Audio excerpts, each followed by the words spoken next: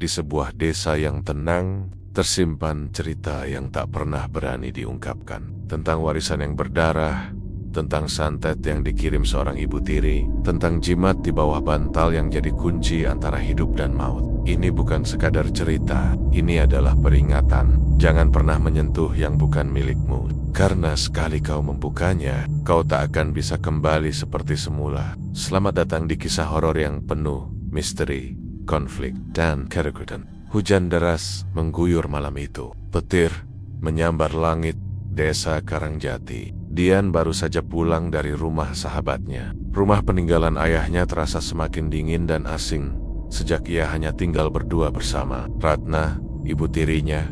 Dian berumur 19 tahun. Sejak ayahnya meninggal, Ratna berubah sikap. Perempuan itu yang dulu ramah, kini sering menatapnya dengan pandangan tajam, seolah menyimpan dendam yang tidak Dian mengerti. Malam itu Dian merasa tubuhnya berat, kepala pusing, dada sesak, dan mual. Ia pikir hanya kelelahan. Ia rebah di tempat tidur kayu besar warisan ayahnya. Namun begitu menaruh kepala di bantal, ia merasakan sesuatu yang keras.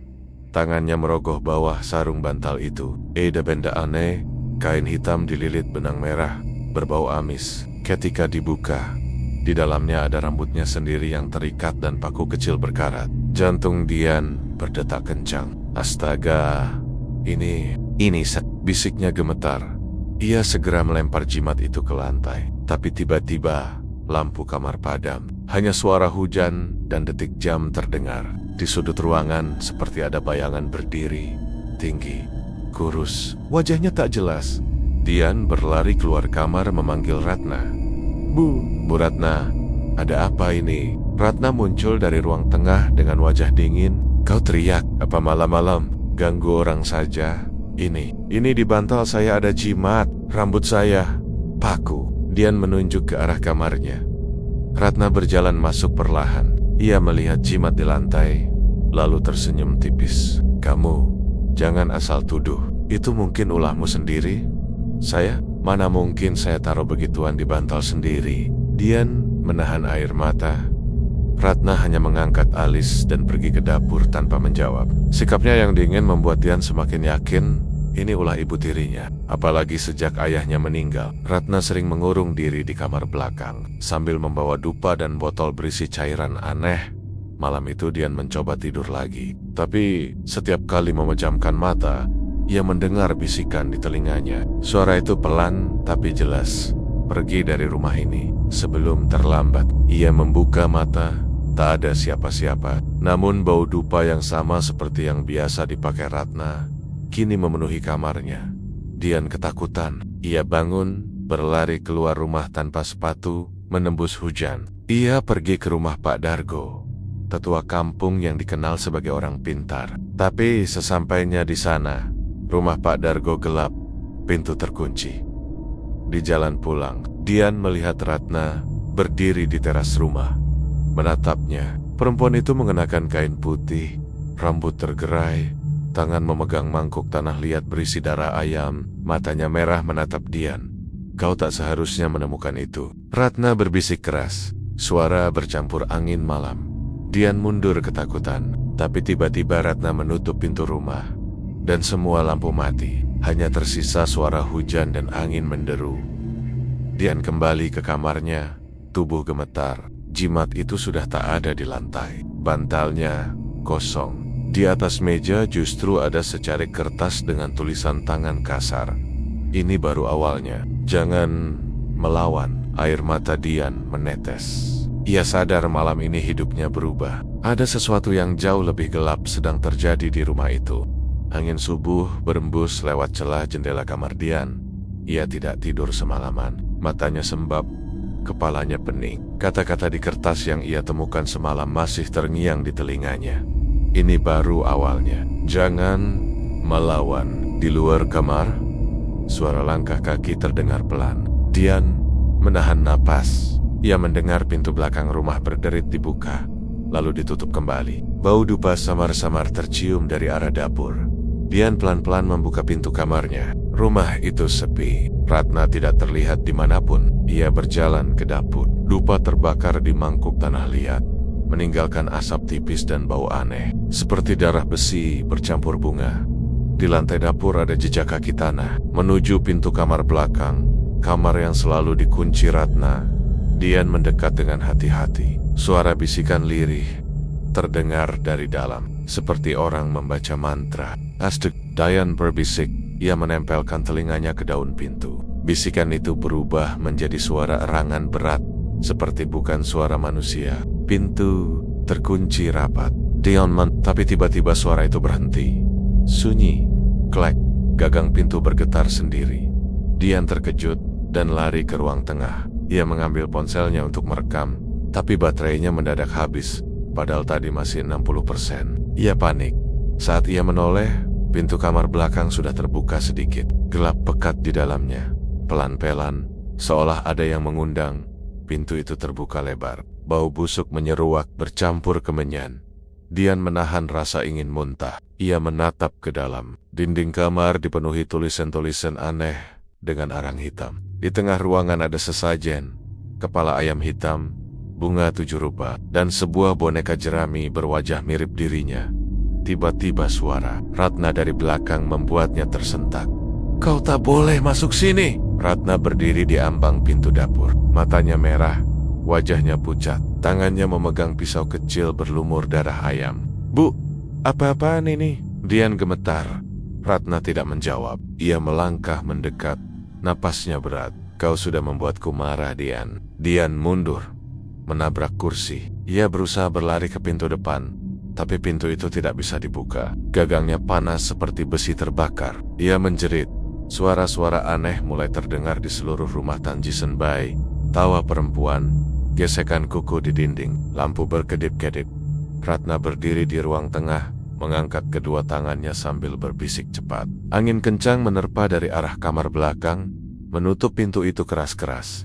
Dian berlari ke arah jendela. Ia memukul kaca dengan vas bunga hingga pecah dan memanjat keluar. Tapi saat ia menginjak tanah di luar, halaman rumah terasa seperti berubah. Pepohonan di sekitar rumah kini miring dan gelap, seperti hutan tua. Ia berlari ke jalan desa, tetapi langkahnya terasa berat. Kakinya seolah menempel ke tanah. Ia menoleh. Ratna berdiri di teras rumah, tetapi sosoknya makin tinggi. Bayangannya memanjang ke tanah. Matanya hitam pekat. "Kau tidak bisa kabur, Dian." Suara Ratna terdengar, bukan dari mulutnya, tapi dari segala arah. Tiba-tiba tanah di sekitar Dian merekah kecil, seperti ada sesuatu menggali dari dalam. Tangan-tangan hitam keluar dari celah tanah, mencoba menariknya. Dian berteriak, meronta dalam ketakutan. Ia mengingat nama Pak Dargo, orang pintar yang semalam rumahnya terkunci. Ia memejamkan mata dan berdoa sekuat mungkin. Tangan-tangan itu mendadak berhenti. Hutan gelap menghilang. Halaman rumah kembali normal. Dian terhuyung, terjatuh di tanah. Nafasnya memburu. Saat ia menoleh, Ratna sudah tidak ada di teras. Pintu rumah tertutup rapat. Dengan sisa tenaga, ia berlari keluar desa, menuju rumah Pak Dargo lagi. Kali ini lampu rumahnya menyala. Pak Dargo membuka pintu, menatap Dian yang ketakutan. "Kau akhirnya datang," kata Pak Dargo. "Aku sudah menunggumu." Wajahnya serius. "Kita harus cepat, sebelum terlambat. Apa yang kau lihat di rumah itu baru permulaan." "Dion, Pak, ibu tiri saya, dia pakai santet. Dia mau saya mati." Pak Dargo menghela napas. "Bukan cuma itu, nak. Ada yang lebih besar sedang bermain. Bukan hanya ibu tirimu." Dian menatapnya bingung. "Maksudnya?" Pak Dargo menatap mata Dian tajam. "Kau harus tahu rahasia tentang ayahmu."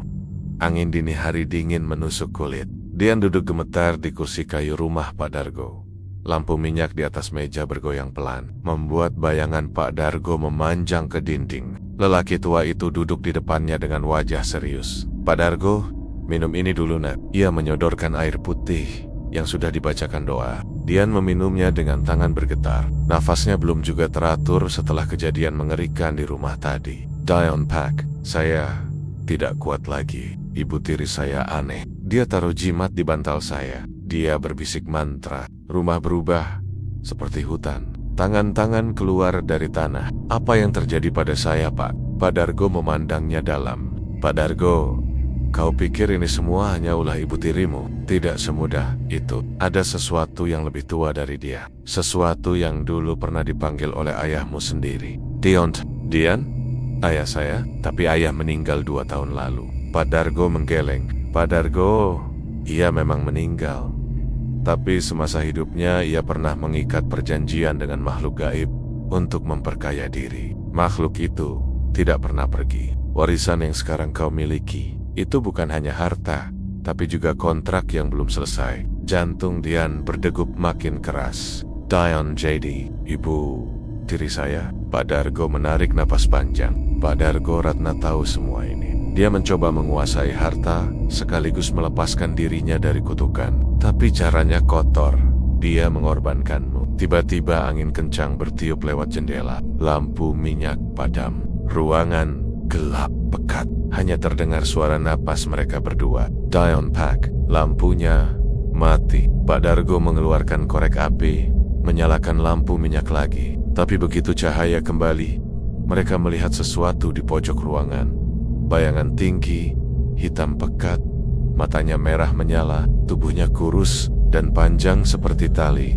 Bayangan itu bergerak mendekat tanpa suara. Bau busuk menyengat, seperti bangkai lama. Pak Dargo, jangan takut, jangan menatap matanya. Dian menutup wajahnya, menahan tangis. Bayangan itu berhenti tepat di belakang Pak Dargo. Suara berbisik terdengar. Harta itu milik kami. Pak Dargo mengangkat tangan kanan, membaca doa pelan. Bayangan itu menggeliat, lalu lenyap seketika, meninggalkan bau hangus. Dian menatap Pak Dargo dengan mata lebar. Dian, itu apa Pak? Pak Dargo berdiri, wajahnya pucat. Pak Dargo, itu penagih perjanjian ayahmu. Ia sudah mengikuti sejak ayahmu mati. Sekarang ia mengincar kau karena kau ahli warisnya. Dian, lalu saya harus bagaimana? Pak Dargo mengambil sebuah kotak kayu kecil dari lemari. Di dalamnya ada kain putih, garam, dan batu hitam. Pak Dargo, malam ini kita harus pergi ke rumah itu. Kita harus memutus ikatan jimat yang ada di kamar belakang sebelum Ratna menyelesaikan ritualnya. Kalau terlambat, arwah dan harta itu akan menjadi milik makhluk itu selamanya. Dan kau tidak akan selamat. Dion terdiam, tubuhnya gemetar, tapi ia mengangguk. Dian, baik, Pak, saya ikut. Kembali ke rumah peninggalan ayah. Malam itu langit gelap, bulan tertutup awan tebal. Dian dan Pak Dargo berjalan cepat menuju rumah. Desa sepi, hanya suara jangkrik terdengar. Semakin dekat rumah itu, udara terasa dingin menusuk tulang. Pintu rumah terbuka sedikit, bergoyang sendiri. Bau dupa dan darah tercium semakin kuat. Lampu-lampu rumah mati. Di teras ada mangkuk tanah liat berisi bunga layu dan darah ayam segar. Pak Dargo berhenti. Pak Dargo, kau tetap di belakangku. Jangan lepaskan garam ini dari tanganmu. Kalau ada yang menyentuh, taburkan. Dian menggenggam garam itu erat-erat. Mereka masuk pelan-pelan. Ruang tengah gelap. Hanya ada cahaya redup dari kamar belakang. Dari dalam kamar belakang terdengar Ratna membaca mantra dengan suara keras. Sesekali suara tawa aneh menyusul. Pak Dargo mengisyaratkan Dian diam. Mereka mendekat. Di ambang pintu kamar belakang, mereka melihat Ratna duduk bersila di lantai, rambut tergerai, matanya terpejam. Di depannya ada boneka jerami mirip Dian, dililit kain hitam. Di sekitar Ratna, bayangan hitam berputar seperti kabut. Di dinding kamar, tulisan-tulisan aneh berpendar merah. Lantai basah oleh darah ayam. Dian berbisik, ya Tuhan. Tiba-tiba Ratna membuka mata. Matanya hitam seluruhnya. Bibirnya tersenyum lebar. Ratna, kalian datang tepat waktu. Bayangan di sekelilingnya semakin pekat. Suara tangisan dan tawa terdengar dari atas. Seperti ratusan orang terjebak di loteng. Pak Dargo mengangkat batu hitamnya, mulai membaca doa. Ratna berdiri, tubuhnya seperti bukan manusia lagi, lebih tinggi, jarinya panjang. Ratna, kau pikir bisa memutus perjanjian ini? Kau tidak tahu apa yang ayahnya lakukan. Ia menunjuk Dian dengan jari panjangnya. Boneka jerami di lantai tiba-tiba terbakar sendiri. Dion menjerit, merasakan panas di dadanya. Pak Dargo, taburkan garamnya Dian.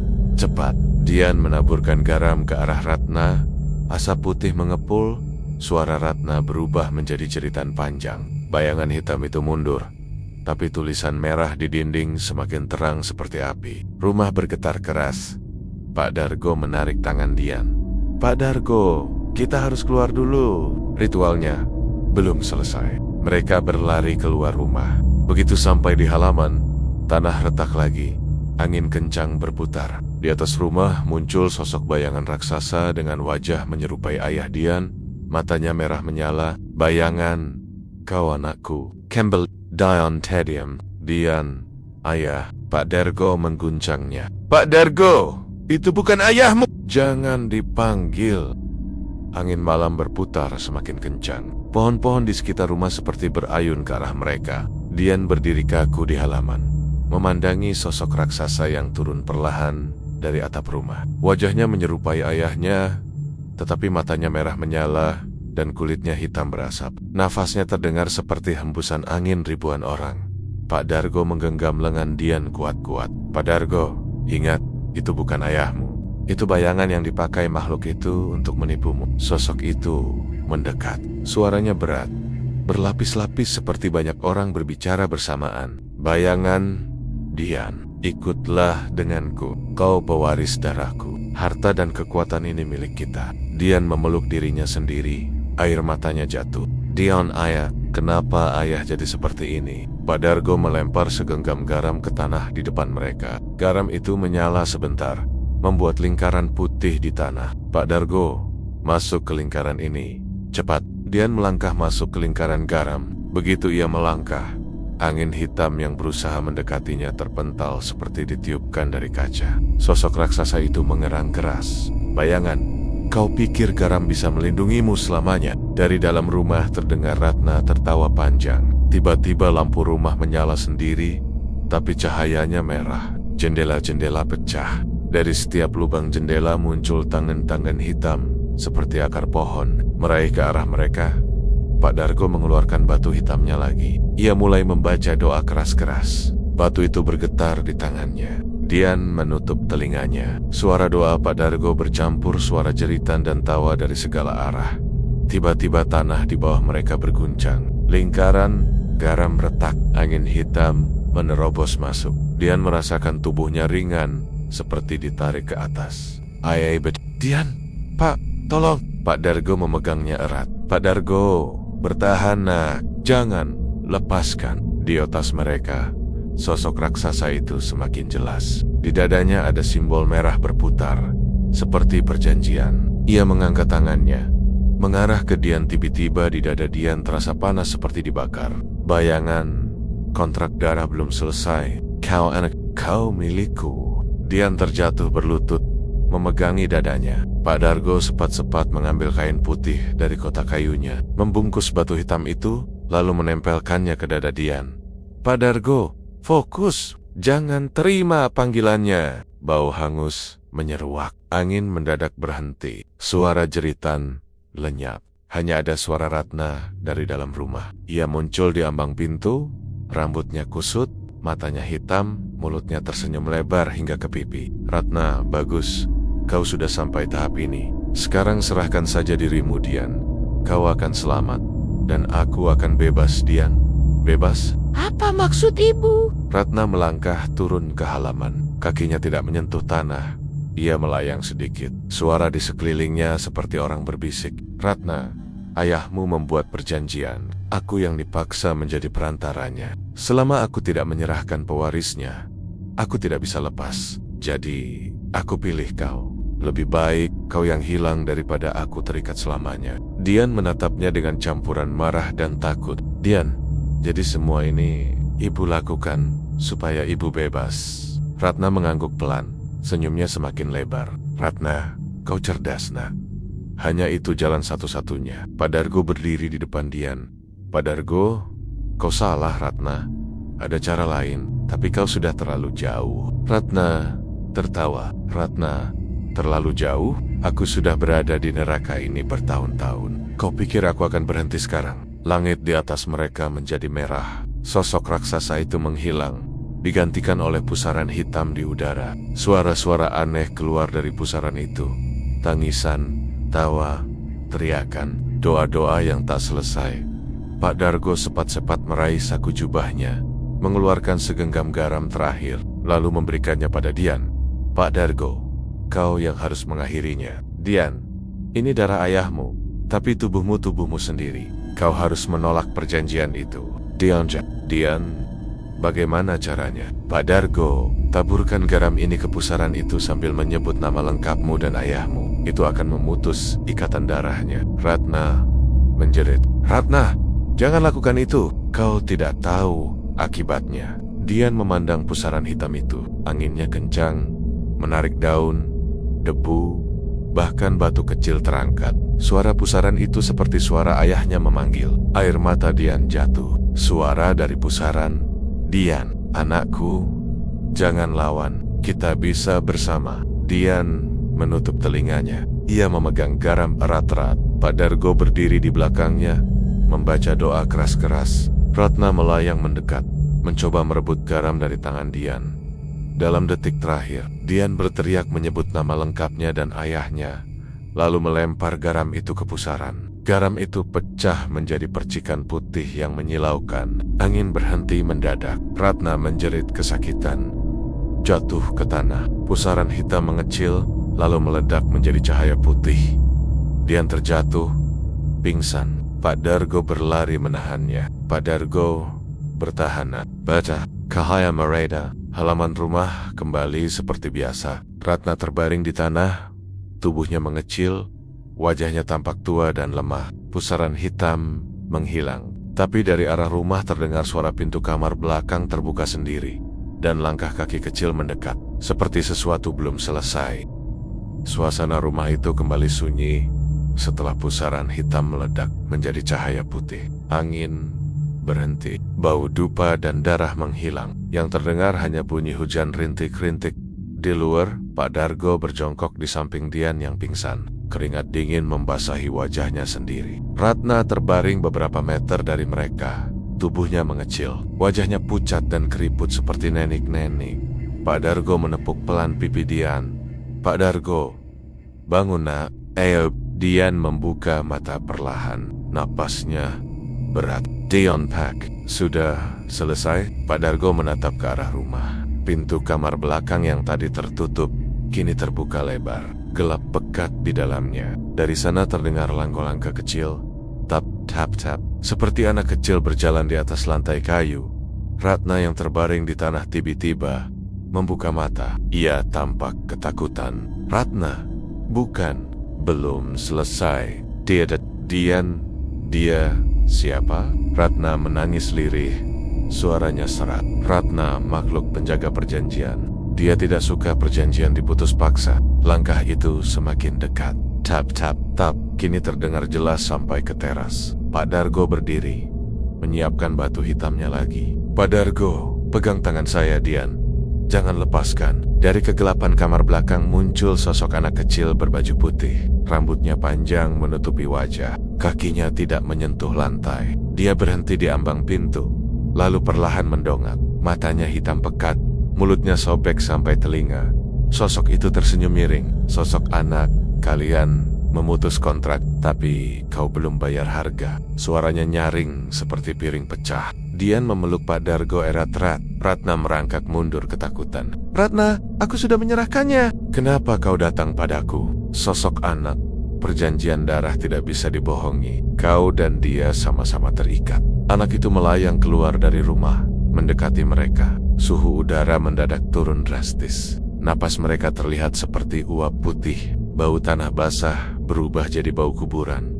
Pak Dargo memegang batu hitam erat-erat, membaca doa keras. Sosok anak itu berhenti, menunduk sebentar, lalu tertawa kecil. Suara tertawanya menggema ke segala arah. Sosok anak, doamu lemah, orang tua. Ia mengangkat tangannya. Tanah di bawah Ratna mendadak retak, membentuk lubang hitam. Ratna menjerit. Tangan-tangan hitam muncul dari lubang, mencoba menariknya. Ratna, jangan biarkan aku. Dian menutup mulutnya, ketakutan. Tapi entah kenapa, ia merasa iba. Ratna memang jahat, tapi wajahnya kini ketakutan seperti anak kecil.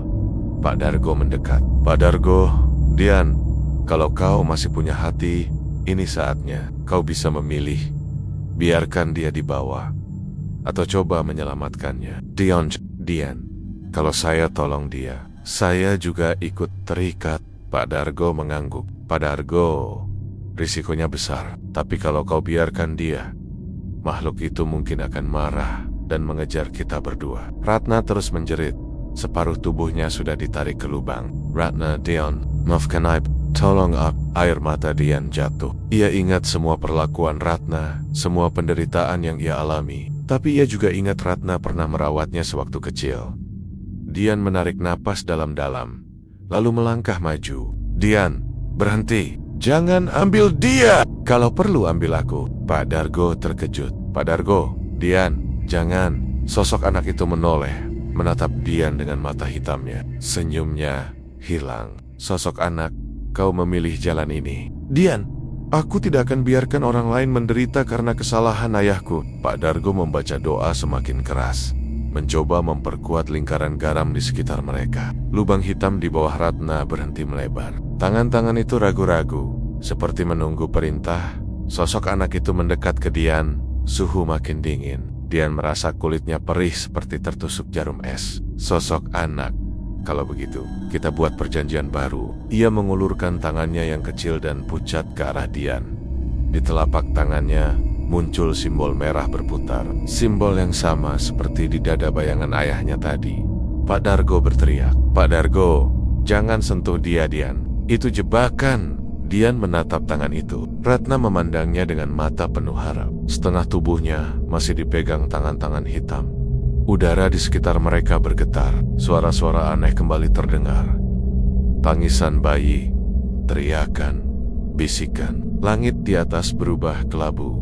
Dian memejamkan mata. Dengan suara gemetar ia berkata, Dian, aku akan menolongnya, tapi aku tidak mau jadi budak kalian. Lepaskan kami semua. Sosok anak itu menatapnya lama. Bibirnya bergerak pelan. Sosok anak, kalau kau bisa bertahan di ujian kami, kau bebas. Tapi kalau gagal, jiwa kalian berdua milik kami. Tiba-tiba tanah di bawah mereka berubah menjadi lantai hitam berkilau. Rumah, pohon, dan desa lenyap. Mereka kini berdiri di sebuah ruangan gelap dengan pilar-pilar batu. Suara gemuruh terdengar jauh di bawah. Pak Dargo terkejut. Pak Dargo, kita dibawa masuk ke alamnya. Ratna menangis ketakutan. Dian menggenggam tangan Pak Dargo erat-erat. Sosok anak itu kini berdiri di depan mereka, lebih tinggi dari sebelumnya. Sosok anak, mari kita mulai. Udara di sekeliling mereka terasa tebal, seperti air yang bisa disentuh. Dinding-dinding ruangan gelap itu menjulang tinggi, penuh ukiran wajah-wajah manusia yang menangis. Lantai berwarna hitam licin seperti kaca, memantulkan bayangan mereka sendiri. Tetapi bayangan itu bergerak tidak sama dengan tubuh mereka. Pak Dargo berbisik pelan, wajahnya pucat. Pak Dargo, ini alam perantara, tempat roh-roh tersesat. Kita harus hati-hati. Setiap yang kita pikirkan bisa jadi nyata di sini. Dian memegang tangannya erat. Dion Pak, kita bisa keluar? Pak Dargo mengangguk samar. Pak Dargo, bisa kalau kita bertahan dan mematahkan ujian mereka. Ratna gemetar di belakang mereka. Ratna, aku tak sanggup. Aku tak sanggup. Sosok anak berwajah pucat berdiri beberapa meter di depan. Kini tubuhnya lebih tinggi.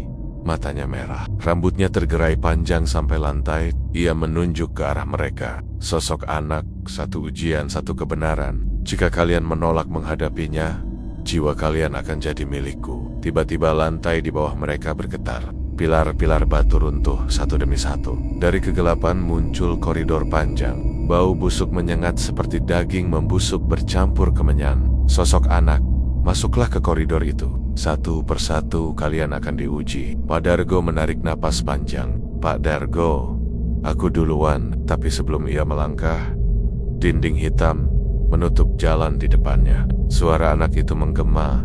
Sosok anak, tidak, pewaris darah yang lebih dulu. Mereka bertiga menatap Dian. Wajahnya pucat. Dian, saya? Pak Dargo mengangguk. Pak Dargo, kau harus masuk, nak. Ingat doa yang kuberi. Jangan percayai apapun di dalam sana. Dian menelan ludah, lalu melangkah masuk ke koridor gelap itu. Begitu ia melewati ambang pintu, dunia di sekitarnya berubah. Ia kini berada di rumah peninggalan ayahnya lagi. Tapi rumah itu tampak utuh, terang, dan hangat seperti dulu ketika ayahnya masih hidup. Di ruang tengah, ayahnya duduk di kursi sambil tersenyum. "Ayah, Dian, kemarilah." Air mata Dian jatuh. Ia rindu sosok itu. Tapi ia ingat pesan Pak Dargo. Jangan percaya apapun. Dian, bukan ayahku. Ini sosok ayahnya bangkit, berjalan mendekat. "Ayah, kau tidak percaya padaku? Aku menyesal, Nak. Semua ini salahku. Kalau kau mau, peluk ayah." Tangannya terulur. Dian bisa mencium bau yang sama seperti dulu. Minyak rambut khas ayahnya. Wangi kayu manis. Tubuhnya ingin bergerak mendekat. Tapi otaknya berteriak jangan. Ia menggenggam garam yang diberikan Pak Dargo. "Dian, kalau kau ayahku, sebut nama ibu kandungku." Sosok itu tersenyum, tapi tidak menjawab. Wajahnya perlahan berubah, matanya jadi hitam, mulutnya sobek. "Sosok ayah, aku lapar." Tiba-tiba tangannya berubah menjadi cakar panjang, mencengkeram ke arah Dian. Dian menaburkan garam ke wajahnya. Sosok itu menjerit keras dan berubah menjadi asap hitam yang menyebar ke dinding. Rumah itu runtuh. Lantainya ambruk jadi lubang-lubang hitam. Suara anak itu terdengar lagi. Nyaring sosok anak, ujian pertama. Selis, Dian terjatuh di lantai hitam. Terengah-engah, koridor gelap muncul lagi di depannya. Ia berjalan keluar. Pak Dargo dan Ratna menunggunya di sana. Tapi wajah Ratna tampak lebih tua lagi. Seperti setiap detik di tempat itu menyedot hidupnya. Pak Dargo memegang pundak Dian. "Pak Dargo, kau berhasil, Nak." Dian mengangguk lemah. Dion itu menakutkan sekali. Sosok anak itu melayang mendekat lagi. "Sosok anak, sekarang giliranmu, Ratna." Ratna mundur ketakutan. "Ratna, tidak, aku tidak mau." "Sosok anak, kalau begitu, jiwa kalian semua jadi milikku." Ratna akhirnya terpaksa melangkah masuk ke koridor. Begitu ia masuk, pintu koridor tertutup, menyisakan Pak Dargo dan Dian di luar. Terdengar suara jeritan dari dalam. Dian memegang tangan Pak Dargo erat-erat. "Dion Pak, kita harus bantu dia." Pak Dargo menggeleng. "Pak Dargo, ini ujiannya sendiri. Kalau kita masuk, kita ikut terseret." Tiba-tiba suara jeritan Ratna berubah menjadi tawa histeris. Dari bawah kaki mereka darah merembes keluar, mengalir di lantai hitam seperti sungai kecil. Suara anak itu terdengar lagi. Sosok anak, dia tidak jujur. Ujiannya gagal. Koridor terbuka lagi. Ratna keluar dengan wajah kosong. Matanya hitam, mulutnya menyeringai. Ia berjalan mendekat ke Dian. Langkahnya kaku. Pak Dargo mundur pelan. "Pak Dargo, bukan dia lagi." Ratna menunduk sebentar, lalu berbicara dengan suara serak. "Ratna, sekarang giliran kita bersenang-senang." Udara di sekitar mereka mendadak gelap. Pilar-pilar batu di ruangan itu berubah jadi sosok-sosok manusia tanpa wajah. Mereka semua berbalik menghadap ke Dian dan Pak Dargo. Suara tangisan dan tawa bergema bersamaan. Pak Dargo cepat-cepat menggambar simbol di lantai dengan garam. "Pak Dargo, masuk lingkaran!" Cepat, Dian masuk ke lingkaran itu. Ratna mendekat, tangannya berubah jadi cakar hitam. Ia menyerang, tapi terpental oleh lingkaran garam. Namun setiap kali ia menyerang, lingkaran garam makin pudar. "Pak Dargo, ini pertarungan terakhir sebelum kita bisa keluar." Basi.